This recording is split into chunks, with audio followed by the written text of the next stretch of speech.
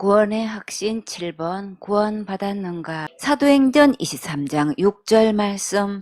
바울이 그 한 부분은 사두개인이요 한 부분은 바리새인인 줄 알고 공회에서 외쳐가로되 여러분 형제들아 나는 바리새인이요 또 바리새인의 아들이라 죽은 자의 소망 곧 부활을 인하여 내가 신문을 받노라. 이렇게 말하면 바울은 빠지고 바리새인과 사두개인의 문제가 되겠지요. 그 결과 이 문제가 어떻게 해결됐는지 볼까요? 사도행전 23장 7절 말씀. 그 말을 한즉 바리새인과 사두개인 사이에 다툼이 생겨 무리가 나누이니.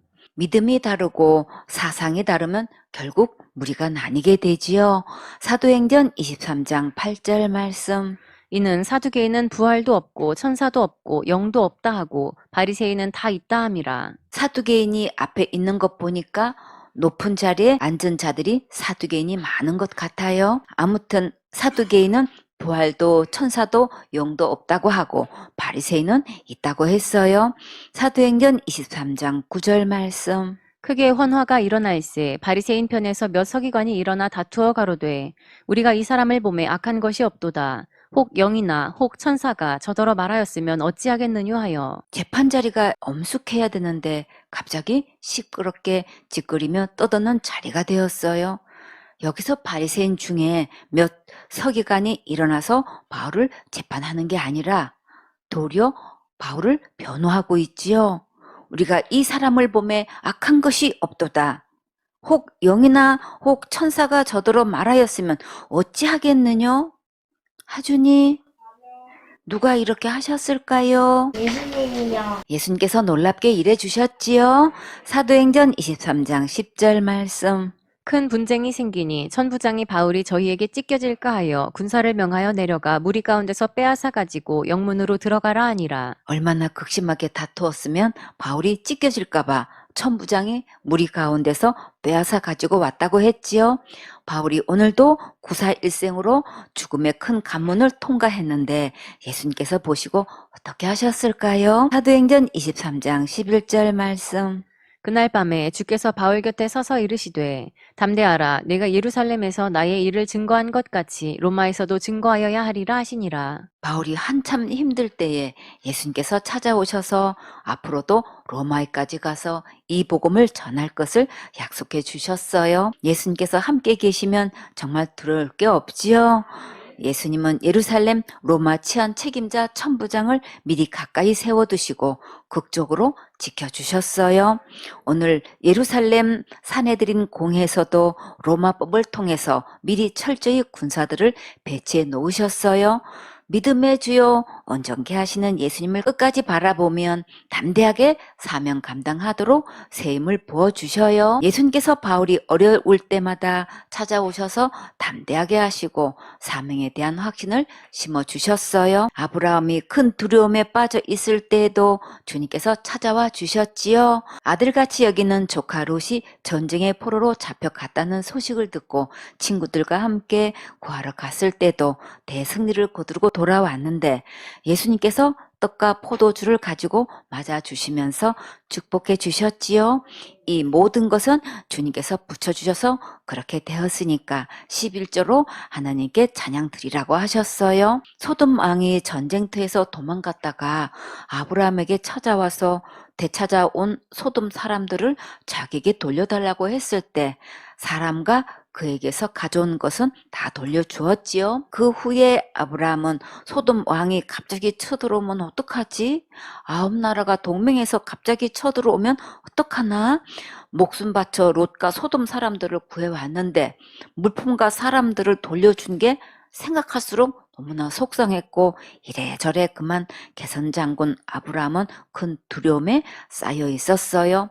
그때 주님께서 아브라함을 찾아오셔서 한 말씀만 하시니까 모든 두려움이 싹 사라지고 샘을 얻었지요. 창세기 15장 1절에 이후에 여호와의 말씀이 이상 중에 아브람에게 임하여 가라사대 아브람아 두려워 말라 나는 너의 방패요 너의 지극히 큰 상급이니라. 꿈나무들 진짜 큰 상급은 누구실까요? 예수님이요. 예수님이시지요? 아브라함은 하나님으로부터 예수님을 보내주신다는 말씀을 듣고 믿었을 때 의롭다함을 받았고 믿음의 조상이 되었어요. 예수님이 정말 큰 상급 맞지요? 여러분도 예수님을 믿고 의롭다함을 받았습니까? 그러면 여러분도 하나님께 진짜 큰 상급을 받은 거예요. 어려운 환경과 형편을 보고 낙심하지 말고 멋지게 응답해 주실 예수님의 확실한 약속의 말씀을 붙잡으세요. 5분 전 하나님께서 끝까지 일해 주실 것을 믿고 응답받는 간증의 멋진 주인공 되세요. 사도행전 23장 12절 말씀. 날이 새매 유대인들이 당을 지어 맹세하되 바울을 죽이기 전에는 먹지도 아니하고 마시지도 아니하겠다 하고. 바울은 예수님을 만나고 큰 평안을 얻었는데 밖에서는 아직도 살벌한 분위기가 고조되고 있었어요. 유대인들이 당을 지어서 바울을 죽이기 전에는 먹지도 않고 마시지도 않겠다고 했지요. 사도행전 23장 13절 말씀. 이같이 동맹한 자가 40여 명이더라. 어젯밤에 하나님께서 왜 바울을 찾아오셔서 담대하라고 하셨는지 이제 알겠지요?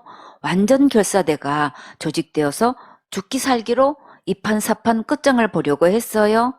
그러나 진짜 해결사 되시는 예수님께서 이럴 때 어떻게 인도하실지 정말 기대가 되지요. 사도행전 23장 14절 말씀. 대제사장들과 장로들에게 가서 말하되 우리가 바울을 죽이기 전에는 아무것도 먹지 않기로 굳게 맹세하였으니. 40명의 결사대가 대제사장과 장로들을 찾아와서 바울을 죽이기 전에는 아무것도 먹지 않기로 굳게 맹세했어요. 정말일까? 꿈나무들, 정말 이들은 바울을 죽이기 전에는 아무것도 먹지 않았을까요? 예수님께서 이후로 바울을 보호해 주셔서 몇 년을 더 살았는데 그때까지 정말 아무것도 먹지 않았을까요? 하나님을 위한 것이 아닌 것에 헛맹세하면 세월만 낭비하게 돼요. 하나님께 예배 성공하는 일 외에 다른 불이 붙으면 안 되겠지요. 다 같이 예배 성공, 인생 성공. 오직 예배 성공하면 인생 성공해요. 사도행전 23장 15절 말씀. 이제 너희는 그의 사실을 더 자세히 알아볼 양으로 공회와 함께 천부장에게 청하여 바울을 너희에게로 데리고 내려오게 하라. 우리는 그가 가까이 오기 전에 죽이기로 준비하였노라 하더니. 그런데 여기서 40명 결사되는 대제사장과 장로들에게 지금 뭐라고 칭했나요? 너희라고 했지요. 이렇게 말해도 되는 걸까요? 이들은 대제사장과 장로들을 이래라 저래라 할 수 있을 정도로 권력이 막강한 것을 볼 수 있겠지요. 예루살렘의 사내들인 공회원을 마음대로 움직일 수 있는 결사대들이 등장했는데 바울은 정말 무사할까요? 사도행전 23장 16절 말씀. 바울의 생질이 그들이 매복하여 있다함을 듣고 와서 영문에 들어가 바울에게 고한지라. 생질은 누이의 아들, 곧 여동생의 아들을 말해요. 바울에게 여동생이 있었지요. 결혼도 하고 아들까지 낳아서 오늘 이렇게 바울을 면회하러 왔는데 여동생이 예루살렘에 살고 있었나 봐요. 조카가 이렇게 크도록 오빠 바울은 아직 장가도 못 갔지요. 괜찮니? 바울이 왜 아직까지 결혼도 못했을까요? 주와 복음을 위해 사명 감당하려고 스스로 장가를 안 갔지요. 조카가 와서 말하기를 40명이 당을 지어서 삼촌을 죽이기 전에는 아무것도 먹지 않기로 작정했다고 전해주었어요. 바울이 이 소식을 듣고 어떻게 했을까요? 사도행전 23장 17절 말씀. 바울이 한 백부장을 청하여 가로되 이 청년을 천부장에게로 인도하라. 그에게 무슨 할 말이 있다 하니. 바울이 천부장에게 전할 말이 있다고 백부장에게 조카를 천부장에게 안내해 줄 것을 부탁했어요. 사도행전 23장 18절 말씀. 천부장에게로 데리고 가서 가로되 죄수 바울이 나를 불러 이 청년이 당신께 할 말이 있다 하여 데리고 가기를 청하더이다 하매. 오늘 바울의 조카가 성경에 처음 등장해서 삼촌을 살리기 위해 큰 일을 하고 있지요. 그럼 우리도 살리는 일에 귀하게 쓰임 받기를 소망하면서 환영식을 해야겠지요. 다 같이 노래. 텔레비전에 내가 나왔으면 정말 좋겠네. 정말 좋겠네. 성경 말씀에 내가 나왔으면 정말 좋겠네. 정말 좋겠네. 생손의 식구들은 모두 살리는 일에 좋은 예화의 멋진 주인공 되세요. 아멘. 사도행전 23장 19절 말씀. 천부장이 그 손을 잡고 물러가서 종룡이 묻되 내게 할 말이 무엇이냐. 청년이 이런 곳에 처음 와서 많이 떨리고 긴장했을 텐데 천부장이 손을 잡고 부드럽게 말하니까 마음이 많이 편해졌겠지요. 집에서 엄마가 정말 간절한 마음으로 기도하고 있겠지요. 예수님께서 천부장의 마음을 움직여서 용기 있게 말을 잘할 수 있도록 인도해 주셨어요. 사도행전 23장 20절 말씀.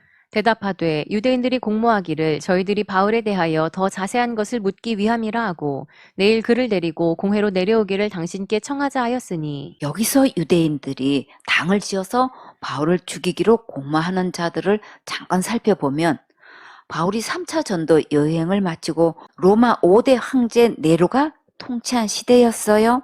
네로의 포악한 정책과 로마에서 파견된 총독들의 짧은 임기 안에 재물들을 끌어모으려고 탐욕으로 인해 약탈과 부정부패가 노골적으로 나타나면서 식민지 민중 반감이 서서히 자랐고 또 한편 예루살렘의 성전의 성지 순례자들을 통해 막대한 이익금으로 재물을 불리는 상류층 유대인들과 사두개파와 그에 관련된 자들이 호의호식하며 그 부를 다 가졌는데 이들은 로마의 권력자들과 야합하여 대제사장의 임명권을 두고 뇌물을 주고 받았고 부패한 대제사장 계열의 사두개파 유대인들은 친로마적인 정책의 선택으로 귀족적인 부귀영화를 누렸고 이 혜택에서 죄된 하류층 서민 유대인들의 울분은 로마로부터 독립을 염원하며 제로 땅 열심 당이라는 결사당원들을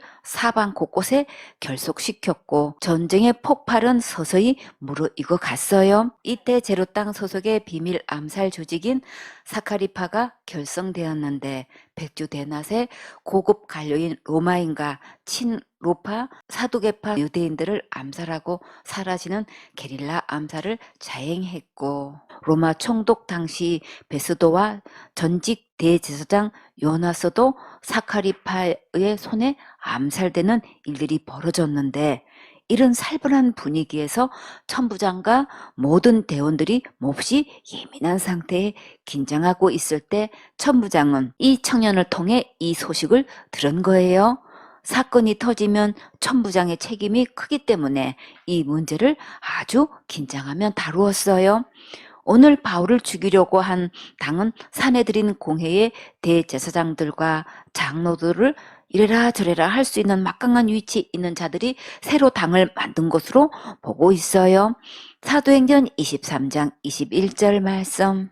당신은 저의 청함을 좇지 마옵소서. 저희 중에서 바울을 죽이기 전에는 먹지도 않고 마시지도 않기로 맹세한 자 40여 명이 그를 죽이려고 숨어서 지금 다 준비하고 당신의 허락만 기다리나이다 하매. 여러분은 지금 무엇을 준비하고 있습니까? 이들은 열심과 특심을 가지고 바울을 죽이는데 준비가 다 되어 있다고 했어요.